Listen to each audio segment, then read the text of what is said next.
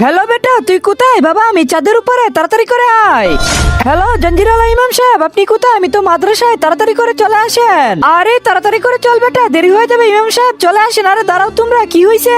আরে হ্যাঁ বাবা, কি হয়েছে আগে বলো। আরে জঞ্জিরালা ইমাম সাহেব, ওই চলো যাই তাড়াতাড়ি করে, বাবার কবরে যাই ফুল দিব। আরে এটা কি? এটা আবার কে? আর আমার বাবার কবরের উপরে কেন ওই জুটা বাটি রাখতেছে?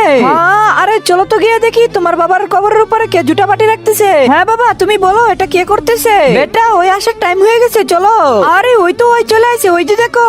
আরে সত্যিই তো এই কাজ করতেছে। ওকে তো আজকে আমরা ধরতে হবে, ধরে জিজ্ঞাতে হবে ওই কেন এই কাজ করতেছে। চলো তো গিয়ে দেখি, তাড়াতাড়ি করে চলেন। আরে ওই দাঁড়া, তুই আমার বাবার কবর উপরে এই জুটা পাটি কেন রাখো ভাইয়া ওই দিন? কিন্তু তার আগে তুমি কি ফ্রি ফায়ার কে ভালোবাসো নাকি মা বাবাকে? যদি মা বাবাকে ভালোবাসো তাহলে ভিডিওতে একটা লাইক করে চ্যানেলটা সাবস্ক্রাইব করে দাও। আর যদি লাইক সাবস্ক্রাইব না করো, ধরে নিব তোমার মা বাবাকে তুমি ভালোবাসো না। এক নাকি তুই কমেন্ট করো।